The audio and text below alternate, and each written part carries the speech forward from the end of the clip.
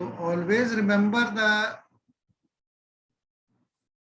rule that the sequence obtained by the identical terms of two APs will also be an AP with common difference equals to the LCM of common differences of the two APs. Like in question number 10, AP1 is given 3, 7, 11 and so on up to last term is 407, and AP2 2, 9, 16 and so on up to 709. So the first AP has common difference as 4 and the first term as 3, and the second AP has first term as 2 and the common difference 7. So the AP formed by the identical terms, or we can say sequence formed by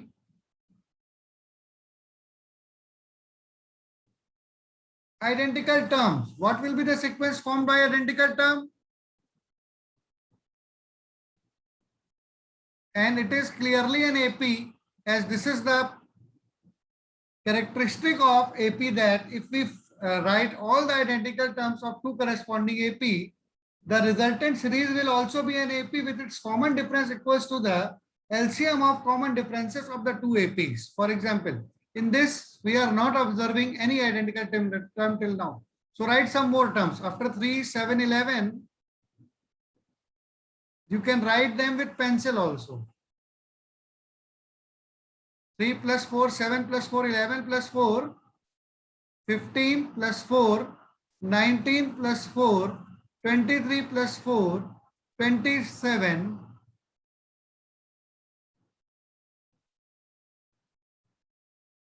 31 and so on. Now, the next terms of AP2 are 2, 9, 16 plus 7, 23. So we have observed one of them. 23. Next, if you continue to write 31, 35, 37, 39, 43, 47, 51, 55 and so on. And in this also 23 plus 7, 30, 37, 44, 51, 58. So we have obtained one more, 51. So the sequence formed by identical term, which is an AP, and have the common difference equal to the LCM of common differences of the two. 11, next is, sorry, 11 is not the term.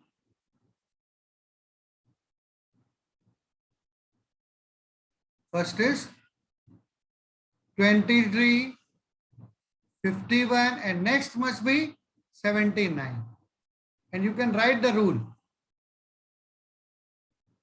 Sequence, you can write. So formed by identical terms of two APs is also an AP with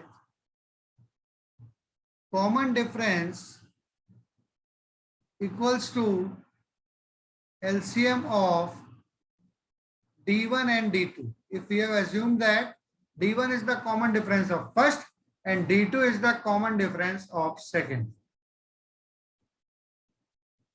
That's why the next term must be 79, though we do not require it also. Now A equals to 23 and D equals to 51 minus 23 equals to 28, and we can find by this rule also. If there are n identical terms,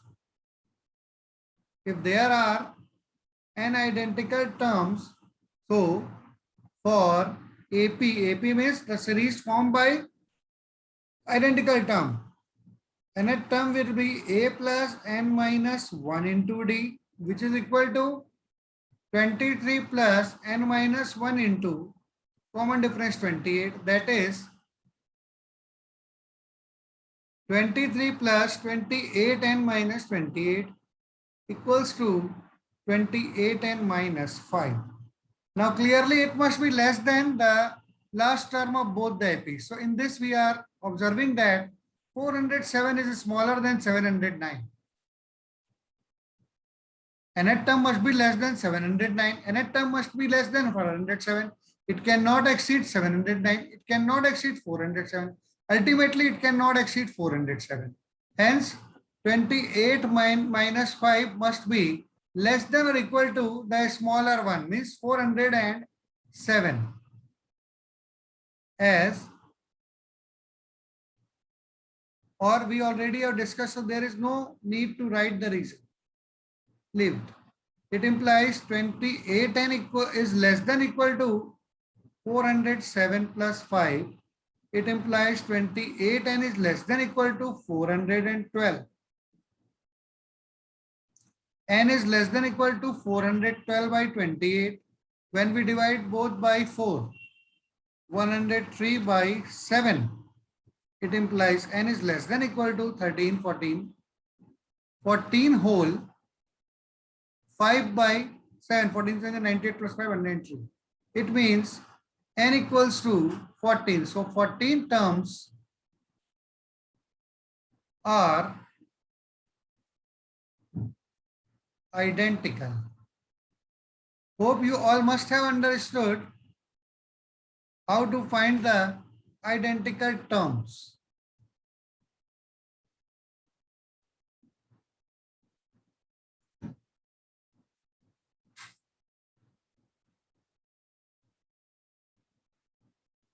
First we write AP1, then we write AP2, then we write the sequence formed by identical terms of two APs, and we know that the sequence formed by identical terms of two APs is also an AP with common difference equals to LCM of the two differences, common differences. Clearly, it will be 28. So 23, 51, 79. A equals to 23, D equals to 51 minus 23, 28. So if n terms are identical, so nth term will be a plus n minus 1 into d, 28 n minus 5, and it must be less than the less values of the last term, that is 407. So n equals to 14. So 14 terms will be identical.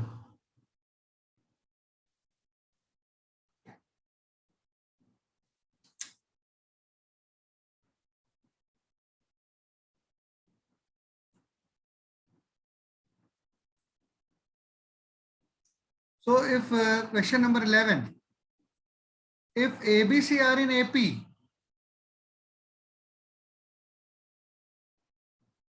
so if ABC are in AP, we know that if three terms are in AP, then we have discussed the properties in last session.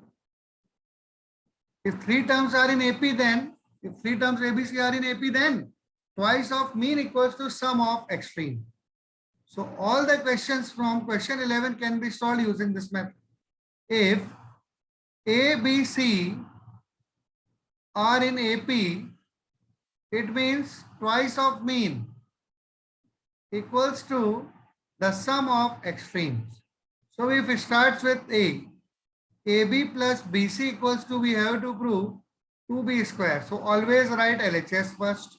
Don't write both the sides together. AB plus BC. Now B is common between these two. So when we take B common into A plus C, value of A plus C is 2B. Clearly, when you multiply B with 2B, it is 2B square, which is RHS, hence proved. First part. Second part, prove that A minus C whole square. We have to prove that A minus C whole square equals to 4 into B square minus AC. So again start with LHS equals to A minus C whole square. Now if you expand it, you can get AC. A square plus C square minus 2AC. And we know the value of A plus C. So how to bring a plus c, as we have to bring b also in our discussion. So a square plus c square can be obtained by using, if a plus c whole square, we know that is equal to a square plus c square plus 2ac. So using this formula, if you find the value of a square plus c square, it will be a plus c whole square minus 2ac. So use this property of expansion. A plus c whole square equals to a square plus c square plus 2ac. So a square plus c square equals to a plus c whole square minus 2ac. Why? As we know that a plus c equals to 2b. So we have to bring a plus c in our calculation. So in place of a square plus c square, when we write a plus c whole square minus 2ac, one more minus 2ac is already there. So a plus c whole square minus 4ac. Now the value of a plus c will be 2p. So 2b whole square minus 4ac, which is equal to, on expanding, 4b square minus 4ac. When we take 4 common, it is b square minus ac. This is what we have to prove. Understood, everyone?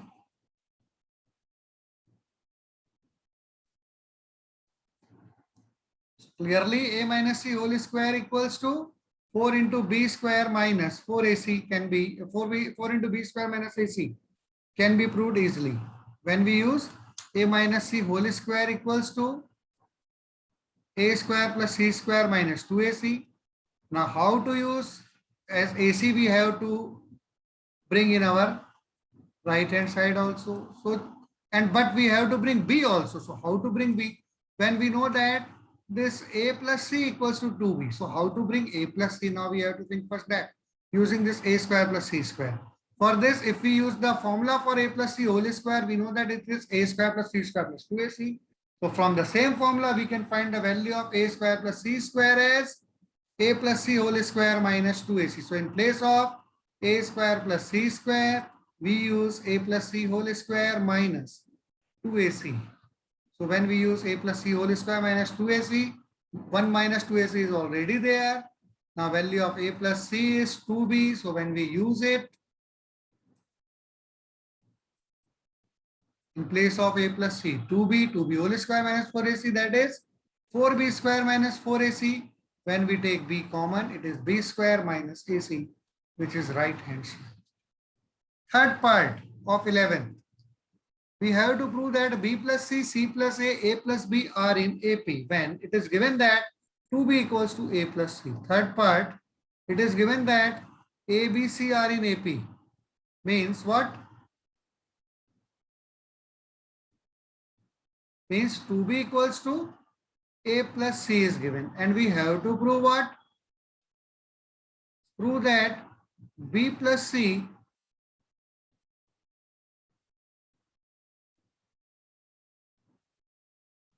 plus a plus b are in AP. Means if we use the same method, that is sum of extremes must be equal to twice the mean. For this, find the sum of extremes. This is one of the method. First extreme is b plus c and the last is a plus b. So if we add them, b plus c plus a plus b, it will be b plus b 2b plus a plus c. Now as we have to bring c plus a. So eliminate this 2b also and replace it by a plus c plus a plus c again. So 2a plus 2c. When we take 2 common, it is a plus c, that is twice the mean. If sum of extremes equals twice the mean, it means the first, mean and the last are in AP. So this is one of the method. Hope you all must have understood. Otherwise, write in comment box.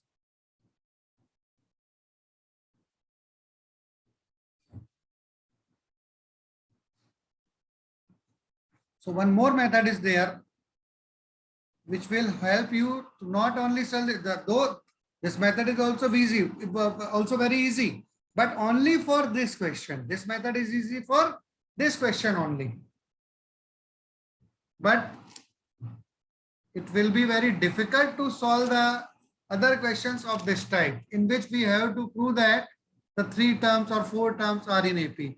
For this, we use the properties of AP, that on adding the constant to all the terms of an AP, the resultant is also an AP, or subtracting all the terms of an AP, the resultant is an AP, or dividing by all the terms of an AP by a constant, the resultant is an AP, or by multiplying all the terms of an AP with a constant, the resultant is also an AP. We will use these properties to determine that B plus C plus A plus B are in AP. For third part, there is an alternate method which I am going to discuss now. Though the first one is also very easy, but the longer questions cannot be done using this method. So we will discuss now the alternate method for question number 11, third. If A, B, C are in AP, this is given, and we have to prove that B plus C, C plus A plus B are in AP. So look at the first term which is given, and the first term which we have to find, A and B plus C.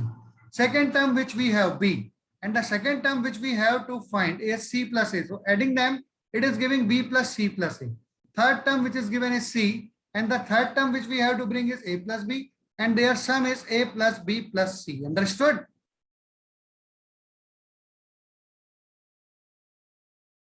First term is A, and first term which we have to prove is B plus C. First term is B, and first term which we have to prove is C plus A. First term is C, third term is C, sorry.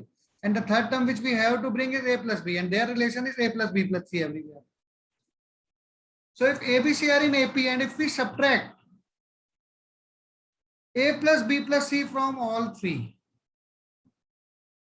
if we subtract A plus B plus C from first A, so it is A minus B minus C, A cancelled out, minus common B plus C, comma B minus A plus B plus C, comma C minus A plus B plus C.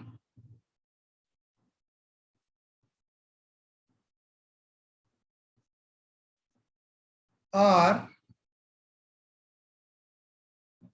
in AP, and we write the reason. Subtracting a constant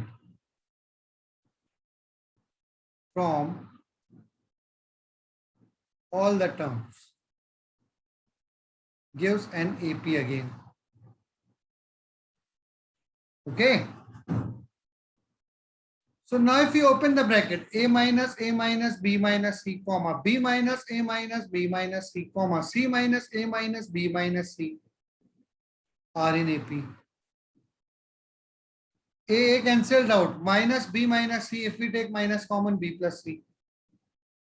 B cancelled out, minus common C plus A. C cancelled out, minus common A plus B are in AP. Now if you multiply minus 1 to all the three, so multiplying a constant to all the terms of an AP, the resultant series is also an AP. It implies B plus C, comma C plus A, comma A plus B are in AP. Hence proved. So in these types of question in which 3 terms are given that they are in AP, and we have to prove any other 3 terms are in AP. So this method is always an easy one. Now remember, to use this method for other question and as well as in this question also, I have used one thing, A plus B plus C. These types of terms are called as symmetrical terms. So write them also in your notes. The symmetrical terms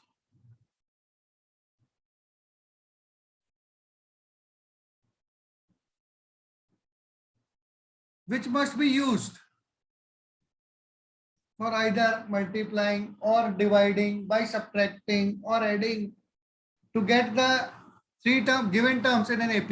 3 terms are ABC. If ABC are in AP, if ABC are in AP. The symmetrical terms, which can be symmetrical terms, which can be added, subtracted, multiplied, or divided are, there are several, we are giving some examples only. A plus B plus C, as we have subtracted it from the previous. Sometimes AB plus BC plus CA, ABC. Symmetric means what? If you replace B with A and A with B, you will get the same. That's why it is symmetric. If you replace B with A and A with B in whole, it is BA plus. This becomes AC plus this becomes CB. Clearly, it is same as AB plus BC plus CA. In ABC, if you replace B and A with each other, it is again BAC, which is same. That's why they are called as symmetric terms.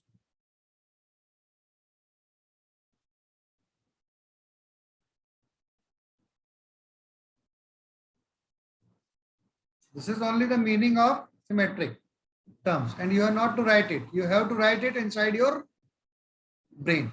So A plus B plus C, AB plus BC plus CA, ABC. Sometimes 1 by A plus 1 by B plus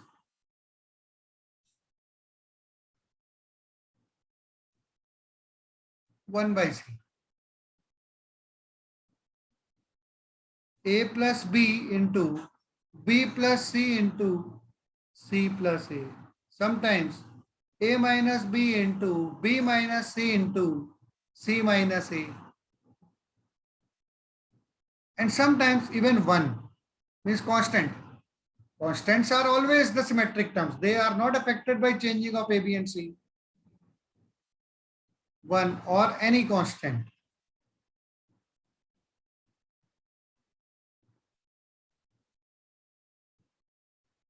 Okay, so we can use any one of them or more than one of them or any other also. If you find them after discussion, you write in this in this rule table. Okay, make a rule chart and write all the rules in that.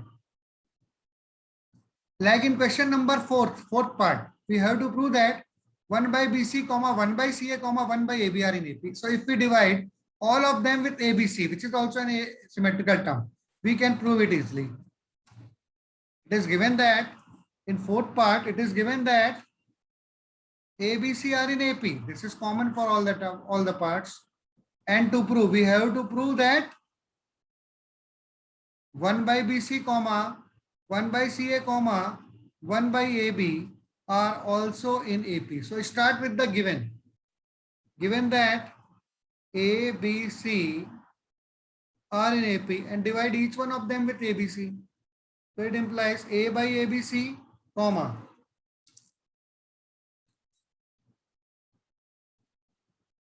B by ABC, C by ABC are in AP. It implies A cancelled out. 1 by BC, 1 by AC, 1 by AB are in AP. Hence proved.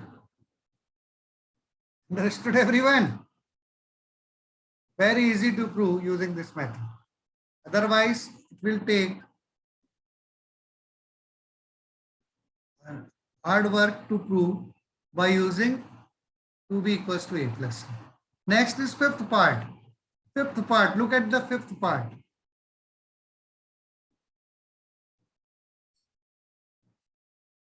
A square b plus c, given that ABC are in AP,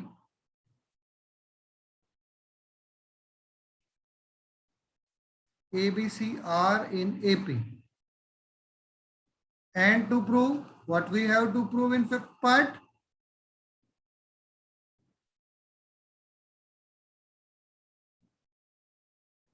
A square into B plus C, comma, B square into C plus A, comma, C square into A plus B are in AP. Okay, check it once. Correct. So how to prove this? For this, always think about the terms which are given is A, and the term which we have to find is A square into B plus C. The term, second term is B, and we have to bring B square into C plus A. Third term is C, and we have to bring C square into A plus B. So think about this. What term which is the term which we have to bring in place of A? How can it be brought? In place of A, how can you bring A square into B plus C? If you multiply A with A into B plus C, leave this A, means AB plus AC, means we are multiplying AB plus BC in first term to get A square into B plus C. Okay. The second term is B, and the thing which we have to bring is B square into C plus A. So how to bring B square into C plus A? So leave this B, means we have to multiply B into C plus A, that is AB plus AC.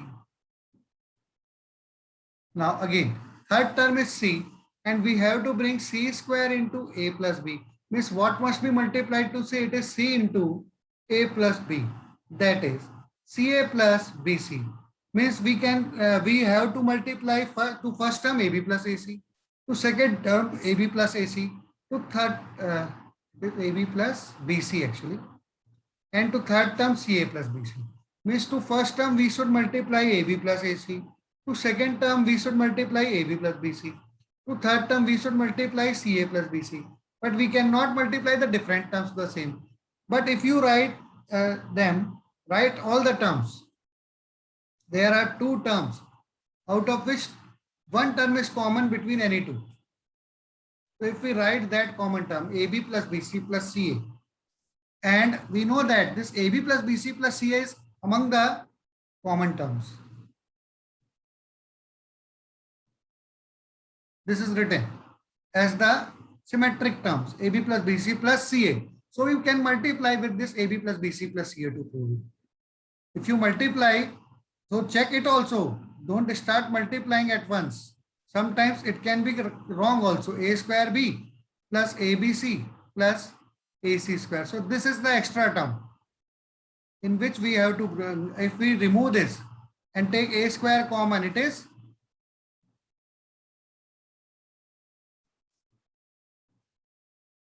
A square, not AC square. If we take A square common, it is B plus C, which we have to bring, and ABC is extra term, and we know that this ABC is also a symmetric terms. Is clear? So this method is correct, it means. So after thinking this, there is no need to learn it. Now we start the proof. First is, given that ABC are in AP, multiplying all the terms with AB plus BC plus CA.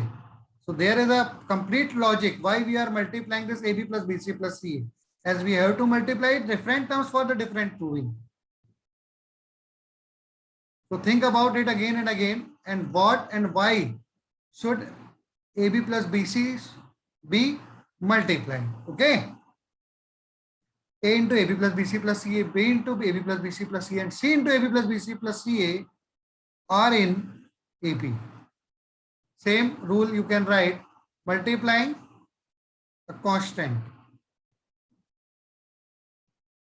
to all the terms of an AP. The resultant is also an AP. On opening the bracket, it is giving A square B plus ABC plus CA square, comma. Open this bracket, AB square plus B square C plus ABC is again there, which we are not requiring, so we will subtract it from all the terms. ABC is again there, plus BC square plus AC square are in AP.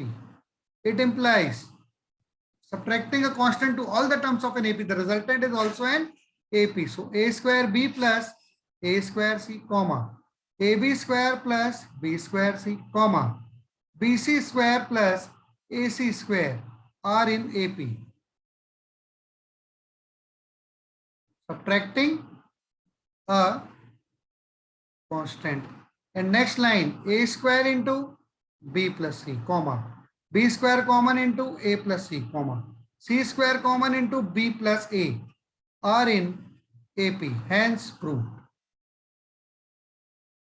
Rest we already have discussed, so there is no need to discuss it again. Hope you all must have